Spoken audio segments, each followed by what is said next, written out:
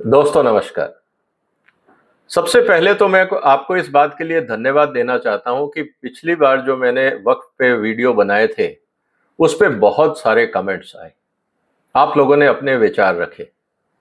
आज मैं तीसरा वीडियो बना रहा हूं और वो है जो भारत सरकार ने संसद में प्रस्ताव रखे हैं कि क्या-क्या सुधार वो करेंगे पुराने वक्फ एक्ट के अंदर। आपको ये जानकर खुशी होगी कि बहुत सारी बातें जो हमने चर्चा करी थी, जो मैंने अपने वीडियोस में हाईलाइट करी थी कि ये बदलाव जरूरी हैं, उनमें से अधिकतर बातों पर भारत सरकार ने अपने विचार बिल के माध्यम से संसद में रख दिए। आज हम इसी की चर्चा करेंगे कि कौन कौन से ऐसे प्रावधान हैं जो वक्फ एक्ट में आने से इस देश में जो एक वक्फ एक्ट का जो एक अनकॉन्स्टिट्यूशनल प्रोविजंस थे वो कंट्रोल में आएंगे और जो एक लैंड टेररिज्म चल रहा था, लैंड जिहाद जो चल रहा था हिंदुस्तान में, उस पर रोक लगेगी। और ये बहुत जरूरी था क्योंकि वक्फ के नाम पे बहुत ज्यादा अराजकता फैलाई जा रही थी इस देश में। अब उस पर लगाम लगेगी। तो वीडियो आज इंपॉर्टेंट होगा।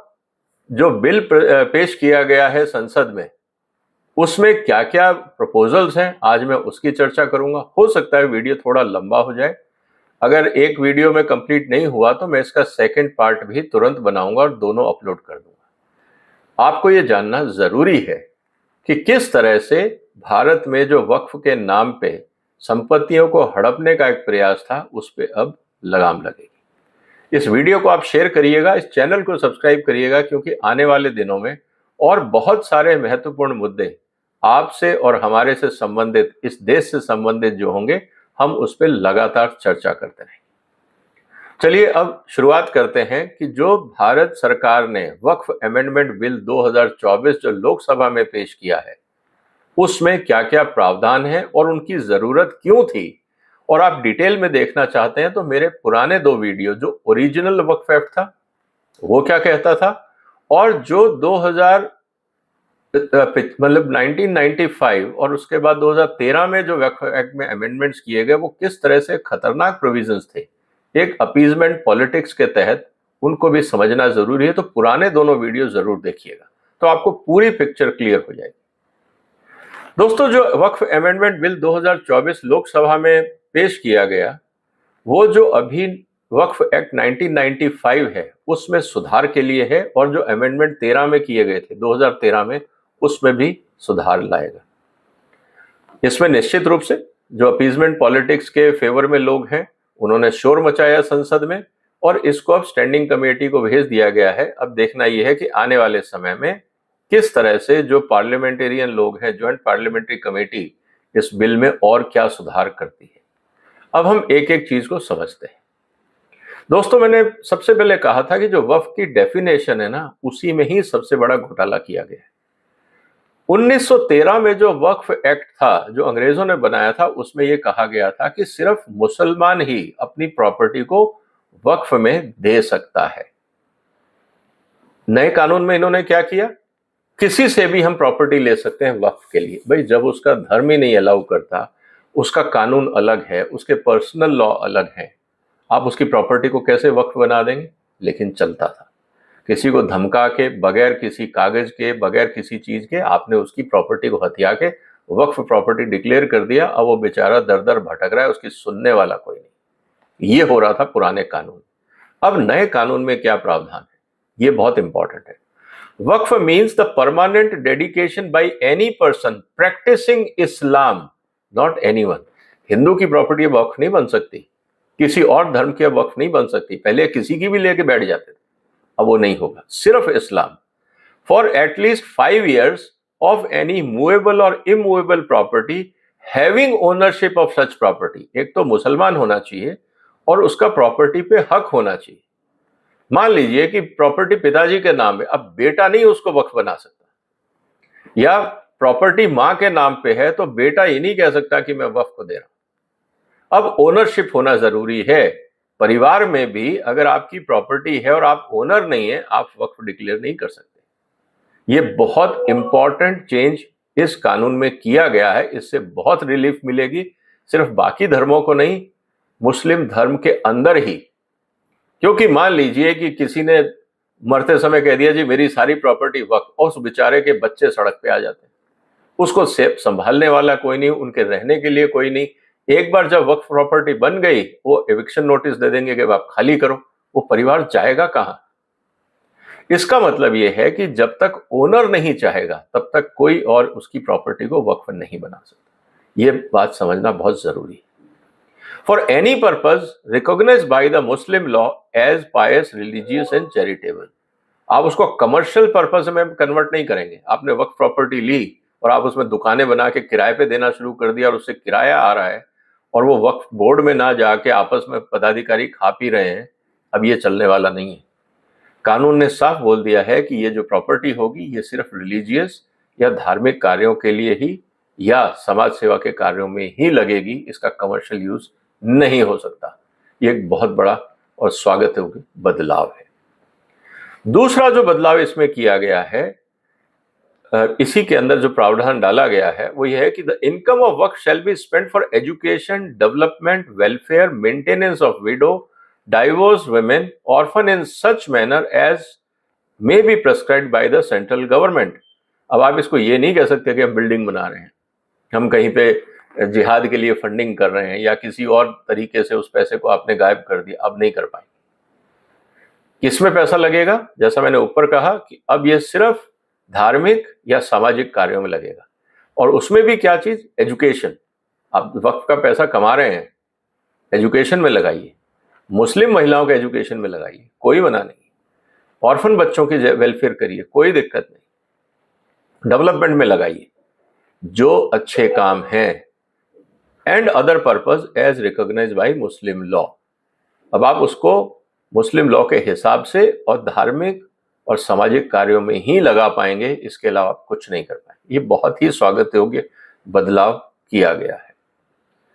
पहले इसमें आपको मैंने बताया था पिछले वीडियो में कि साहब एक इन्होंने पोजीशंस क्रिएट कर दी थी कि सर्वेयर, कोई भी जाता था वक्फ की तरफ से किसी भी चीज को अपॉइंट कर देते थे कि आप जाइए सर्वे करके आइए, और उसने आके लिख के दे दिया हाँ जी ये वक्फ प्रॉपर्टी है, और वो वक्फ बन जाती थी। अब ऐसा नहीं होगा। अब ये सर्वेयर जो एक अनऑथराइज्ड अनकॉन्स्टिट्यूशनल पोजीशन जो बना दी गई थी, जिसका कोई कॉम्पिटेंसी नहीं, कोई लॉजिक नहीं, कोई जस्टिफिकेशन नहीं, जो पुराने कानून में, उसको बदल के कह दिया गया है the collector will do it. तो इसका मतलब अब कलेक्टर की पोजीशन को इंट्रोड्यूस कर दिया गया है, क्योंकि ये जमीन का मामला है, रेवेन्यू रिकॉर्ड्स का मामला है, इसमें कई अफेक्टेड पार्टीज हो सकती हैं। इसीलिए जो रेवेन्यू का सबसे बड़ा अधिकारी जिला लेवल पे होता है कलेक्टर, अब वो डिसाइड करेगा कि वक्फ है या नहीं है। इसीलिए कलेक्टर का जो पहले स्थान नहीं था कानून में, कलेक्टर को भी अब इसमें इंट्रोड्यूस कर दिया गया है। सेक्शन 3A में बहुत क्लियर कहा गया है कि सर्टेन कंडीशंस ऑफ वक्फ अब कौन करेगा? Only a person lawful owner of the property and competent to transfer और dedicate such property can create waqf. It's like a trust. जो ओनर है, लॉफुल ओनर है, ये नहीं कि मेरे पिताजी की है या मेरे भाई की और मैंने कर दी, नहीं चलेगा। आप ओनर अगर नहीं है तो आप वक्फ क्रिएट नहीं कर सकते हैं, और साथ में आप कॉम्पिटेंट होने चाहिए। अगर आप मेंटली एब्सेंट हैं, आपका यू आर माइनर हैं, जो भी कॉन्ट्रैक्ट एक्ट में जैसे प्रावधान है कि sound and healthy mind under no pressure, under no coercion, ये होना बहुत जरूरी है। तो ये बहुत स्वागत योग्य है। Creation of waqf shall not result in denial of inheritance rights of heirs, including women heir of the waqf personal making such dedication। आपने तो डेडिकेशन कर दिया, लेकिन जो बच्चों का हक है उसका क्या होगा? आप तो डेडिकेट करके इस दुनिया से चले गए, लेकिन जो आपके पीछे बच्चे हैं, महिलाएं हैं, औरतें हैं, आपकी बेटियां हैं, उनको भी तो जीना है समाज में इज्जत से। उनका क्या होगा? आप कहते हैं मुझे क्या लेना देना, अब वो नहीं चलेगा। उनका हक रहेगा। आप उनके इनहेरिटेंस राइट को डिनाइल नहीं कर सकते। मान लीजिए आपने अपनी प्रॉपर्टी वक्फ कर दी और आपके बच्चे कहते हैं नहीं जी वक्फ नहीं होनी चाहिए, हमें चाहिए क्योंकि हमारे लिए ज़रूरी है, हमारी लाइवलीहुड के लिए, तो आप वक्फ नहीं कर पाएंगे। उन बच्चों का राइट है, अभी तक जो चल रहा था वो अब नहीं चलेगा। तो मुझे लगता है ये भी एक समाज के लिए बहुत उपयोगी सुझाव सरकार ने दिया है। इससे भी इंपॉर्टेंट चीज जो है वो है section 3B, filing of details of Waqf on portal and database. Every Waqf registered before the 24 amendment, मतलब इस अमेंडमेंट जो प्रपोज्ड अमेंडमेंट है इससे पहले जितनी वक्फ प्रॉपर्टीज हैं उन सब का डेटाबेस आपको इंटरनेट पे डालना पड़ेगा, पोर्टल पे। उसमें details of waqf and properties dedicated to the waqf to the portal and database within 1 month. 1 महीने में सारे डेटा अपलोड करिए। इसमें पता लगेगा कि रेलवे की प्रॉपर्टी भी आपने वक्फ बना दी, पता लगा पड़ोसी की भी प्रॉपर्टी वक्फ बना दी, कई सरकारी जमीनों पे आपने वक्फ को वक्फ डिक्लेयर कर दिया। अब पोल खुलेगी कि कहां कहां कैसे कैसे जमीनों को हथियाया गया है। साथ में सिर्फ ये नहीं कि ये वक्फ प्रॉपर्टी है, आपको जिसने दी details including deed, gross annual income from waqf property. आपके पास एक कमर्शियल बिल्डिंग है, आपने लिख दिया जी ये वक्फ है, मान लिया, उससे इनकम हो रही है, हाँ जी हो रही है, कितनी, 500 रुपए, जबकि हो रही होगी 5 लाख रुपए, आपको वो सब डालना पड़ेगा। पेंडिंग कोर्ट केसेस, अगर उस वक्फ प्रॉपर्टी पे कोई पेंडिंग केसेस हैं, आपने किसी की जमीन हथियाई, वो कोर्ट चला गया है, आपको बताना पड़ेगा कि वो डिस्प्यूटेड है या नहीं है।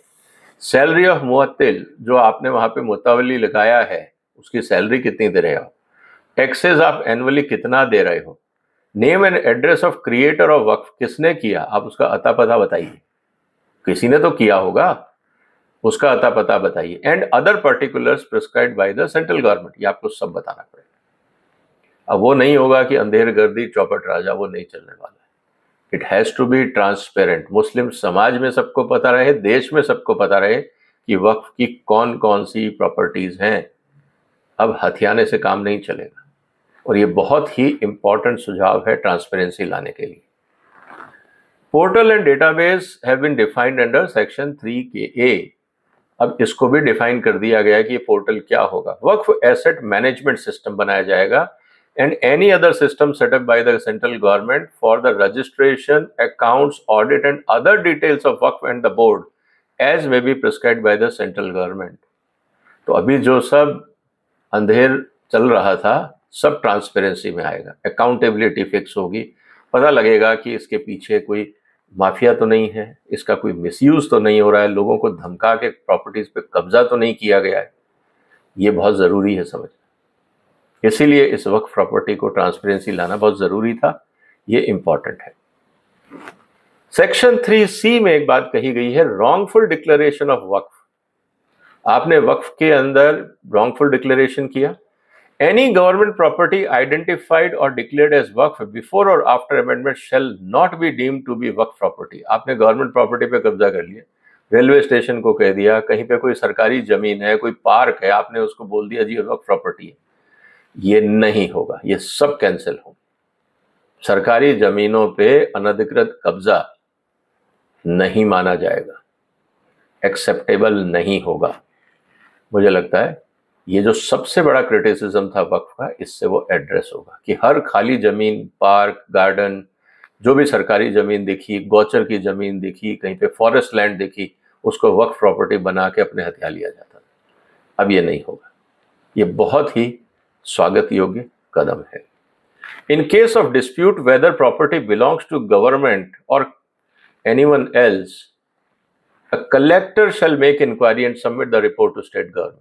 अब कलेक्टर साहब का काम है, क्योंकि ज़मीनें जो भी हैं, रेवेन्यू रिकॉर्ड्स में जो ज़मीनें हैं, उसका सारा जो दायित्व होता है वो कलेक्टर का होता है। अब कलेक्टर क्रॉस चेक करेगा कि ये फॉरेस्ट ज़मीन थी, ये वक्फ कैसे बन गई, ये बच्चों के लिए पार्क था, ये वक्फ कैसे बन गया, ये जो प्रॉपर्टी थी ये सरकारी ज़मीन थी या ये कोई सरकारी बिल्डिंग थी या रेलवे की प्रॉपर्टी थी, आपने इसको वक्फ कैसे बना दिया। अब कलेक्टर लिख के देगा कि नहीं जी ये वक्फ नहीं है या है, उस बेस पे राज्य सरकार काम करेगी। The property in question shall not be treated as Waqf until the collector submits his report। Her property को, जो सरकारी प्रॉपर्टी है, उसको टेक्निकली डिस्प्यूटेड ही माना गया है, वो तभी वक्फ कहलाएगी। बाय डिफॉल्ट तो वो गवर्नमेंट है, लेकिन कोई भी सरकारी प्रॉपर्टी पे अगर वक्फ ने कब्जा किया है या अपना मालिकाना हक दिखाने का प्रयास किया है, उसको डिस्प्यूटेड माना जाएगा कि जब तक कलेक्टर की रिपोर्ट नहीं आएगी वो वक्फ में एंट्री नहीं होगी। मुझे लगता है ये बहुत इंपॉर्टेंट डेवलपमेंट है। और जो एक सर्वे कमिश्नर की जो मैंने बात कही थी आपसे कि साहब ये अपना ही आदमी भेजते हैं, अपना ही सब कुछ है, साठ गांठ से सब काम होता है, किसी की भी प्रॉपर्टी को वक्फ डिक्लेयर कर दिया जाता है, अब ये काम नहीं होगा। ये सर्वे कमिश्नर ये वक्फ बोर्ड अपॉइंट नहीं करेगा, ये मिली भगत नहीं चलेगी। अब इस पोस्ट को ही एबॉलिश कर दिया गया। ये होते कौन है, इनका क्राइटेरिया क्या है अपॉइंटमेंट का, कॉम्पिटेंसी क्या है, कोई मतलब नहीं। अब ये जो है सर्वे कमिश्नर, इसको रिप्लेस कर दिया जाएगा कलेक्टर से। इस बात को समझना होगा। In section 4 preliminary survey of waqf की जो हम बात कर रहे थे, it was stated that state government must appoint survey commissioner to conduct a survey of waqf in the state. अब उसको हटा के, जो पहले कानून में था कि सर्वे कमिश्नर अपॉइंट किया जाएगा स्टेट के द्वारा, अब वो नहीं चलेगा। कानून क्या बोलता है, the position of survey commissioner is replaced by collector who shall exercise the jurisdiction. अब कलेक्टर का काम होगा। Further the nature of Waqf apart from the Shia and Sunni. पहले क्या था, सिर्फ शिया सुन्नी के ही वक्फ थे, सरकार ने कहा वो भी नहीं चलेगा। अब उसमें आगा खानी और बोहरा वक्फ को भी इंक्लूड किया जाएगा। वो भी तो मुस्लिम हैं, उनके भी तो रीति रिवाज हैं, वो भी तो कुरान को मानते हैं, उनको आपने बाहर क्यों कर दिया? ये इंटॉलरेंस क्यों थी? यही पॉलिटिक्स थी, क्योंकि जो डोमिनेंट थे वो कब्जा चाहते थे। वो चाहते ही नहीं थे कि मुस्लिम समाज में जो बाकी तबके हैं उनको हक मिले। यही जो पाकिस्तानी सोच थी, इसको बैलेंस करने की जरूरत है। उस पाकिस्तानी सोच को डेमोक्रेटिक सोच बनाने की जरूरत है कि अगर आप मुस्लिम हैं तो सारे मुस्लिम बराबर हैं, उसमें फिर इंटॉलरेंस नहीं हो सकता। इस बात को समझना जरूरी है। Section 5 publication of list of waqf 1995 में ये कहा था, once the report of survey commission on the list of waqf under section 4 is given to the state, the same shall be examined by the board within 6 months। The waqf board shall forward the report to the government for publishing in official gazette। The revenue authorities shall accordingly update the land records। मतलब सर्वे commissioner ने जो भी लिख के दे दिया उसको वक्फ board ने approve कर दिया, वक्फ बोर्ड ने स्टेट को दे दिया और स्टेट ने डिपार्टमेंट को कहा आप इसको लिख लो। किसी को नहीं पता क्या हो रहा है, कोई पब्लिक में जानकारी नहीं। अब क्या होगा, now the revenue authorities before updating the land revenue record will mandatorily have to issue public notice of 90 days। अब जनता को बताना पड़ेगा। पहले सब घालमेल था, अंडरकवर एक्टिविटीज हो रही थी, अब उसको पब्लिक करो पहले 90 दिन। अगर किसी का एतराज है वो एतराज फाइल होगा, उसको रिव्यू किया जाएगा। इन 2 daily newspapers circulating in localities of such area where Waqf properties are located. ये नहीं कि ये दिल्ली की प्रॉपर्टी और आपने उसको कलकत्ता में ऐड कर दिया, ऐसा नहीं होगा। अगर दिल्ली की प्रॉपर्टी है तो दिल्ली में 2 अखबारों में उसको पब्लिश करना होगा डिटेल कि कौन सी प्रॉपर्टी को वक्फ डिक्लेयर कर रहे हैं, तब बात बनेगी। One of the notices shall be in regional language. अगर आप कर्नाटक में हैं तो आपको कन्नड़ा में भी छापना होगा। ये नहीं कि आप उर्दू में छाप देंगे या आप अंग्रेजी में छाप देंगे या बंगाली में छाप देंगे, नहीं चलेगा। रीजनल लैंग्वेज में, ताकि आम आदमी उसको समझ सके। This is to give effect affected person to have an opportunity. पहले कुछ नहीं था, एक बार सर्वे कमिश्नर ने कह दिया ये वक्फ है तो बेचारा आम आदमी धक्के खाता रहता था, उसकी सुनवाई तक नहीं होती थी। ये समझना जरूरी है। Suit can be filed to challenge the decision of Waqf tribunal. पहले ये था कि साहब ट्रिब्यूनल के डिसीजन को कोई चैलेंज नहीं कर सकता। मैंने पिछली वीडियो में इस पे कहा था कि साहब कोर्ट में नहीं जा सकते आप, लेकिन अब ये कहा गया कि अगर ट्रिब्यूनल ने कोई डिसीजन लिया है दैट कैन बी चैलेंज्ड। अगर हिंदुस्तान के अंदर हाई कोर्ट के डिसीजन को जब सुप्रीम कोर्ट में चैलेंज किया जा सकता है तो ट्रिब्यूनल को क्यों नहीं किया जा सकता? क्या ट्रिब्यूनल सुप्रीम कोर्ट से भी ऊपर हो गए हैं, संविधान से भी ऊपर हो गए हैं? ये जो एक अराजकता फैली थी, इसको कंट्रोल किया जाएगा। Under section 6 disputed regarding Waqf of 1995 act whether a property specified as a waqf in the list of waqf is waqf or not, or whether it is Shia or Sunni waqf shall be decided by the tribunal instituted under section 83 consisting of 1 person from state judicial services holding rank of civil judge, district judge or 1 person from civil administration। ये सब था और final जो decision था जो tribunal का final माना जाता था। Moreover, not suit to tribunal shall be instituted 1 year after publication of the list of वक्फ। मान लीजिए एक तो आपने गड़बड़ करी, 1 साल आपने उसको लिस्ट में इंक्लूड कर दिया, आपने उस लिस्ट को पब्लिश भी नहीं किया, अब आप ये कहते हैं कि 1 साल बाद आप उसको चैलेंज भी नहीं कर सकते। अरे भाई, पब्लिक डोमेन में नहीं डाला आपने तो कैसे कोई चैलेंज करेगा? रोज जाके मैं रिकॉर्ड देखूंगा कि मेरा घर वक्फ की लिस्ट में तो नहीं आ गया है। ये क्या मजाक था कानून में? जिन लोगों ने और उस समय जो सरकार थी, जो प्रधानमंत्री थे, उन्होंने ये कानून बनाया, वो बुद्धिजीवी लोग, उनके बड़े बड़े वकील क्या इस हरकत को एक्सेप्ट करते थे? इतने मजबूर थे वो वोट बैंक पॉलिटिक्स के आगे कि वो बेसिक नेचुरल जस्टिस भी भूल गए थे। ये है हिंदुस्तान के पढ़े लिखे एजुकेटेड लॉयर्स जो संसद में बैठते हैं, उनको गलतियां दिखी ही नहीं। यही ट्रेजेडी थी। This is read with section 40 which says where the board may itself collect information regarding any property which has reason to believe it is वक्फ। मतलब बोर्ड खुद ही डिसाइड करेगा सब कुछ खुद।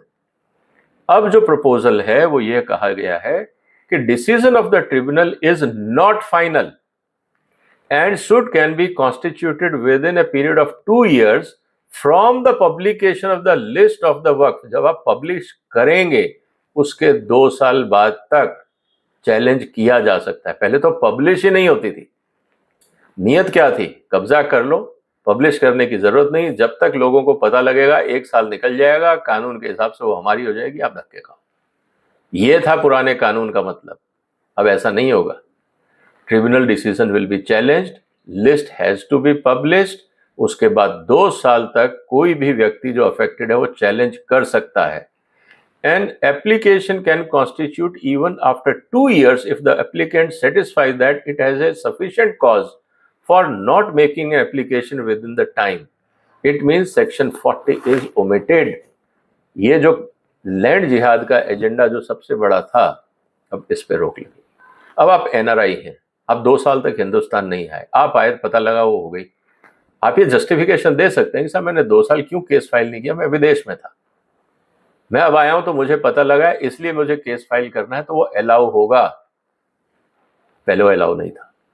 तो मुझे लगता है ये भी एक बहुत ही महत्वपूर्ण और अच्छा डिसीजन है।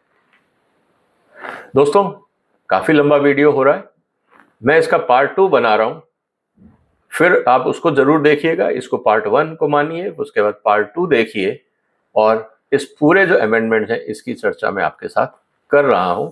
आप इसको जानिए, क्योंकि हो सकता है कि आपकी प्रॉपर्टीज या आपके दोस्तों की प्रॉपर्टीज, आपकी ऑर्गेनाइजेशन की प्रॉपर्टी आप बचा सकें इस नए कानून के आने के बाद।